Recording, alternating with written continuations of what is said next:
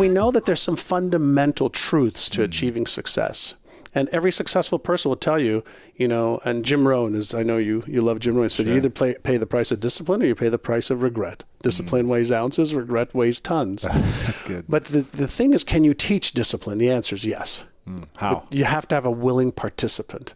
And if the participant's reason why is big enough, if they know I want to achieve X, and the reason why, the motive for their action, motivation, the motive for their action is a reason beyond just themselves, chances are they will do more to achieve that success than if it was just left up to their own. But there are some people that are born, with incredible drive. They just have this insatiable drive, and they'll just, I'll do whatever it takes for the things that I want.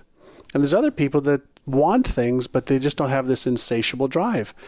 And this is where, as much as I hated school, I love to use school as an analogy. Yeah. In the game of life, whether it's health, wealth, relationships, career, business, spirituality, fun experiences, you have to decide what level of the game do I want to play at. Is it the grade school level, the kindergarten level, the high school level, the university level, the pro level? Because each one of those levels requires a totally different mindset and totally different skill set. They're building blocks on each other, but if you are extremely talented, but you're not prepared to practice and rehearse and drill and fall and fail forward to the next attempt, you will never make it as a pro. You will never make it as a pro business person. You'll never make it as a pro husband or wife or athlete or musician. You just never will. So just get used to that if you're not prepared to pay the price. If you are prepared to pay the price and you have the aptitude and the talent, now we're talking about there's some real potential here. And what we don't know is, what's in your heart? Like, what is the fire that stirs you, that you wake up saying, I will do this even when I don't feel like it. I will do whatever it takes to overcome my temptation for mediocrity, my temptation for excuses, my temptation for reasons and circumstances to hold me back. I won't allow those to be in my way. And if you have that within you, you'll achieve whatever you choose. Right. And so the question you asked before is, how do you develop that? Start small. Yeah. Start small. So if you don't have discipline, show yourself that you can give yourself one command and one follow through. So you know what? Right now I'm going to get up and I'm going to do 2 push-ups. Right now, not like later, now. Can you give yourself a simple command, 1 sit-up? Right now, I'm going to go get a glass of water. You start with something ridiculous. I learned many years ago, reduce it to the ridiculous. So if I reduce it to the ridiculous, and I start that, I say, can you do that? Great. Will you? Because that's the difference right there. That's the razor's edge. The people who can, will you? Will you? Yeah. Great. When? Now.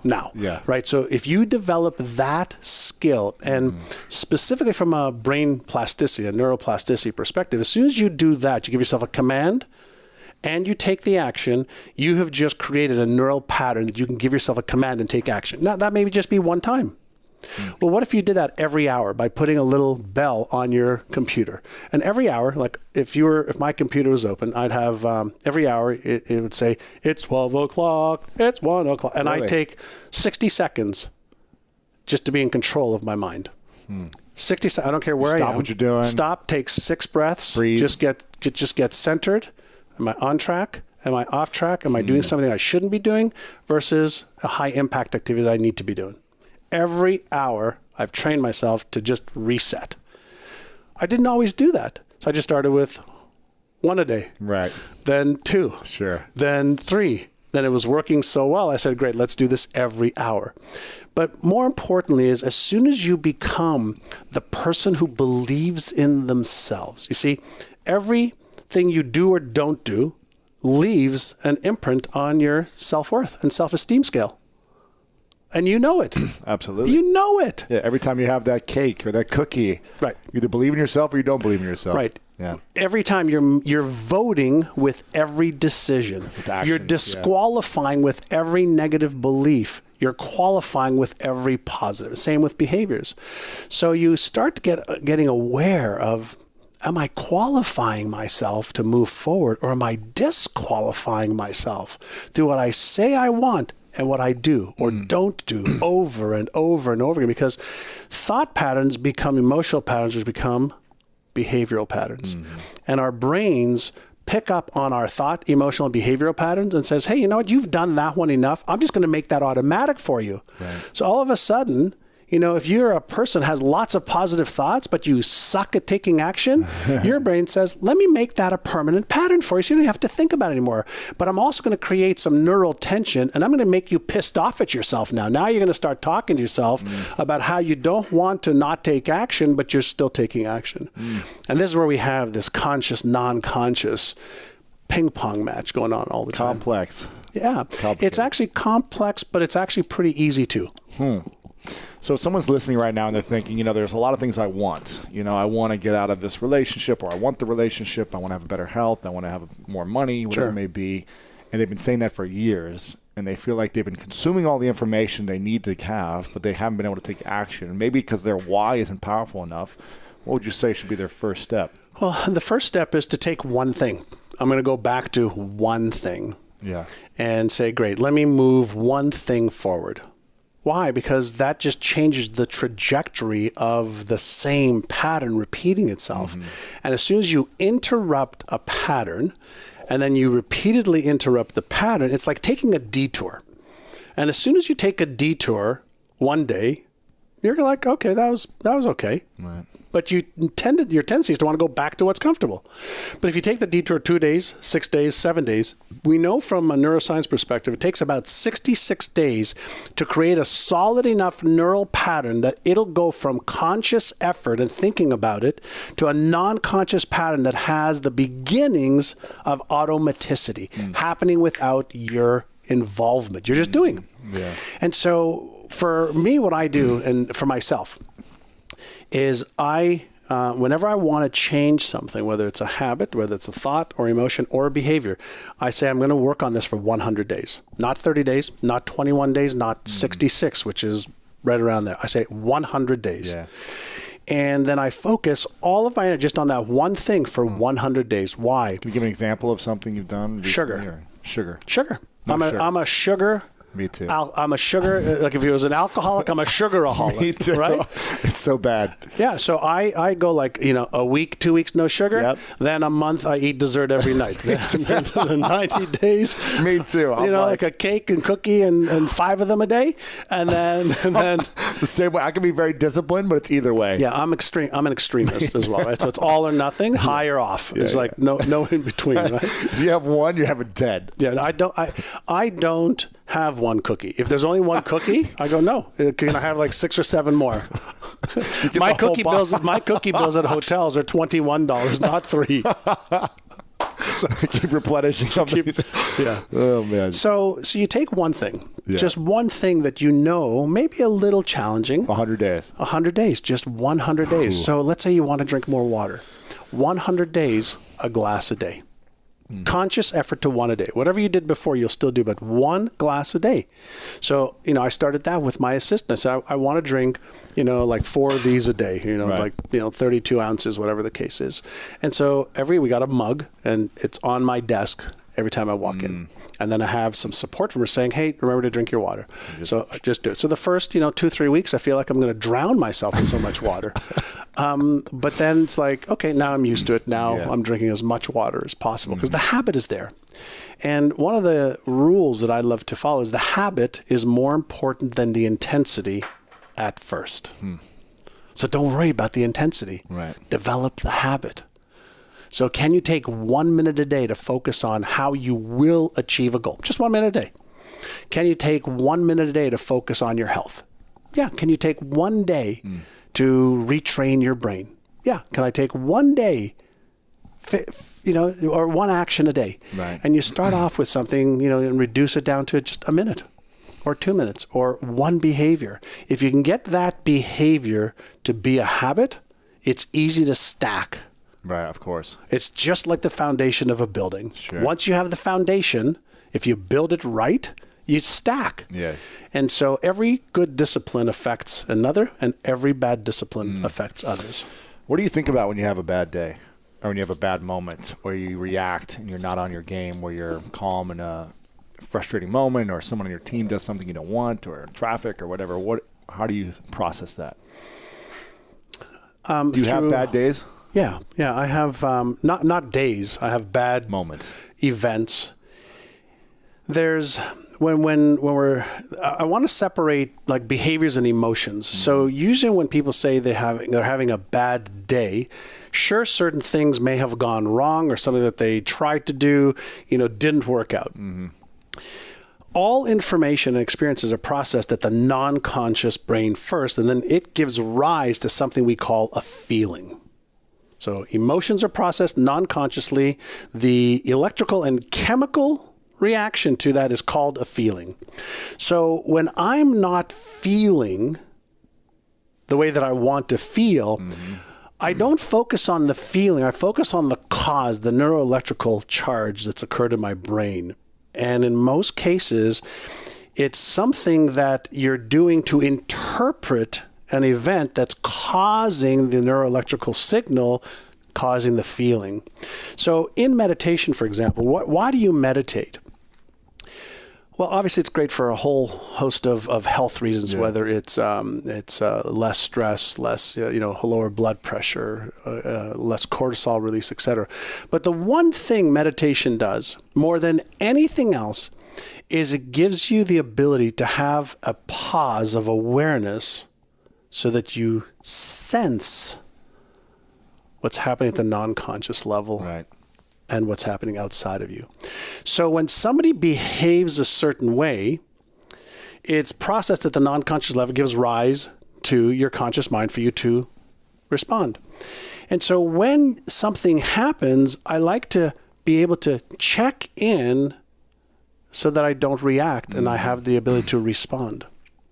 And if you do that enough through mindfulness, being aware, just being aware of exactly what's going on, then you have fewer and fewer of those times. So, something happened last week. I was in a hotel room and I spilled some water on a shirt that I needed for a wedding that we were going to. And my wife was, oh, fuck, da-da-da-da-da. She was going off deep, and I was just calm. Yeah. And she goes, aren't you worried about this? I said, will it help? Right. Like, no, let's just figure out what to do. The accident already happened. Mm-hmm. Why are we so wired to react in situations as opposed to be calm and say, well, this reaction is not going to serve a solution? Well, we have a misunderstanding of flow of information and the way information is processed. And so the reaction happens, again, at the reptilian non-conscious level. So every external stimuli, if you get into some of the brain, which again is my passion, is one of my friends is Dr. Evian Gordon, kind of with a great model. He says, the number one thing to understand about the brain is safety and comfort first, right? So in the environment that you're in, whether you like it or you don't, is irrelevant. Your brain finds that comfortable because it's the homeostasis. Mm-hmm. But safety first. So any loud noise, any type of real or imagined present or future pain based on the interpretation at the non-conscious level gives rise to automatic feelings. So the signal is sent from the reptilian or lizard brain to the emotional brain, and it's only later logically understood if we take the time to be aware of it. That's why people react so much in traffic instantly. That's right. Instant reactions. Yeah, but here's something you could do quickly. It's called a reframe. So let's say you're driving in traffic, and let's say somebody cuts you off, and you've been sitting at the same spot for 20 minutes like I did this morning, and somebody you're maybe looking down at your cell phone because you have some time because you're parked on the highway, right? And somebody cuts you off. So you could automatically react, go, son of a bitch, I can't believe he just did that, and just use all of this energy, the cortisol, epinephrine, adrenaline that's flowing through your body and causing stress in your body. Or you can say, well, what if that person just found out their dog died and they're really trying to get home quickly? You go, oh, okay, I guess it's okay if she or he cut in front of me. Right. Or they just got a call from their mother fell. Yeah. Would you change the way you felt about it? And the answer is, yeah, probably. And the reason because you changed the frame. So you can learn how to create frames for yourself of how you see the world, how you see failure, how you see effort, how you see your habits, how you create frames in advance that actually serve you through awareness and response versus reactivity. Yeah. And that is what a lot of people who, for example, I'm going to go back to professional athlete. What do you learn how to do? Respond in a variety of different ways in advance or through practice. Yeah. So that when it's game time, you're just unconsciously doing what you do. Yeah, especially like, I used to react a lot whenever I felt like anyone was attacking me physically or verbally in the game. I used to react and want to beat people up and hit people and respond. If I got hit in a weird way, I would always want to have the last say, right? The last hit. And my coaches would always train me because I would always get flagged. The second person is the one who gets flagged, not the first person who does the foul. Yeah. And so I started to train myself and visualize, okay, this is going to happen in this game. Like someone's going to punch me in the nuts. Someone's going to bite me. Someone's going to do this. And I can either be calm and focus on the next play, or I can respond and have a penalty for our team. Right. And I started to train my mind, seeing it in the future as it was already happening. And that really supported me in not reacting. And that's actually one of the best ways. It's a cognitive behavior therapy process where you practice in advance anything good or anything challenging. And what's really amazing, some of the latest research on goal achieving, is the ability, in the past, I used to teach and also do visualize my goals. Whether it's my body, health, relationships, money, charity, whatever. I used to visualize the outcome. And some of the latest research now shows in addition to visualizing the outcome, visualize the obstacles. And in the past, when we talked about this law of attraction, no, don't visualize the obstacles, you attract them to it. No. Your brain's way smarter than that. So if you have, whether it's a belief that's in your way, a story that's holding you back, a circumstance, references, something that's holding you back from achieving X. So take a look at whatever it is that you already know is holding you back. I don't believe I'm worthy. I don't believe I'm smart enough. Don't believe I'm good enough. Don't believe I'm skilled enough. I'm too young, too old. I'm too this or too that, or not enough of this, not enough of that. So address that and say, okay, here's an obstacle. I'm going to visualize that obstacle being real, and I'm going to visualize just moving it aside and me moving towards my goal. The very act of acknowledging that releases the neural tension around it. If you do that over and over and over again, what your brain starts to see is, yes, there was a struggle, and so it's worthy of me creating this neural pattern around this new effort. Right. Because most of what we're doing is, we're on autopilot. We're just eking through the day, on autopilot. And so the brain loves anything that makes it curious. The brain likes anything novel. The brain likes a challenge. So earlier you were asking me about, one of the brain training companies other than ours. I said, does it work? I said, yeah, it's a workout for your brain. And if you can strengthen the neural patterns of you seeing yourself with an obstacle and overcoming it, what do you think that does to your self-confidence and certainty? Builds it up big time. Builds it up. So if you actually do the work and develop those patterns in your brain, as you're doing the stuff you need to do in the physical world, you just strengthen those neural patterns, and that's what becomes your habits. Yeah. And that's where it becomes really fun, because you can develop the habits and the skills that you need that you'll actually take action on versus having knowledge and skills in your head. Now, I feel like you've been testing things for decades now with all the research and the work you've done. Yeah. So what does your morning routine look like now? Oh, great. What's So today was a little bit different, except for one thing, because I drove from San Diego to LA to be with you. But I wake up, I pee, I do my meditation, 20 to 30 minutes every morning. I don't care where I am in the world. At least one a day. On during that time? I do a variety of different meditations. So there's meditations that I can do where I'm just observing my thoughts. Now, a lot of people think, well, I thought you're not supposed to have thoughts when you meditate. Says whom? There's hundreds of different ways to practice awareness. See, meditation is the art of awareness. Awareness internally, awareness externally, but also the various millions of layers that exist in the physical and the non-physical world. So this morning, I did a meditation with some ocean sounds. And so it was about 5 o'clock. I woke up this morning, sat in my little sofa, with my feet propped up, and did a 20-so-minute meditation in the dark with the ocean, just listening to the ocean, just paying attention and going into a trance-like state where after 2 or 3 minutes, I disappeared. Like my body was part of air and space. So today I was using sound to get into that trance-like state. Other days, I'll do a mantra, whether it's, a lot of people know transcendental meditation. So it's the Om mantra. So you just take a deep breath in. And then as you exhale, it's Om. And the question is, why would you do that?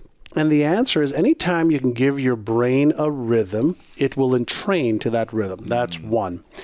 Anytime you could pay attention to your breath, inhale and exhale, you turn off the parasympathetic nervous system. You turn on the parasympathetic nervous system, which is your rest and relaxation and your calm state of flow, versus your sympathetic nervous system, which is the stress response system of adrenaline, norepinephrine, cortisol, etc.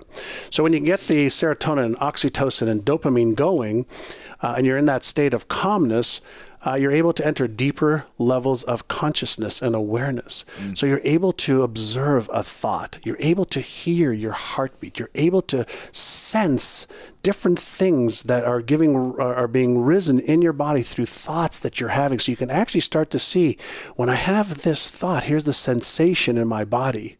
And you start to get so attuned to what's happening, what stimuli is happening within you that's producing these sensations that cause you to either take action or not, retreat or move forward. You can start to get a feel for how the mechanics work.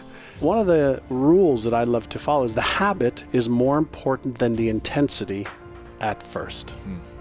So don't worry about the intensity. Develop the habit. So can you take 1 minute a day to focus on how you will achieve a goal? Just 1 minute a day.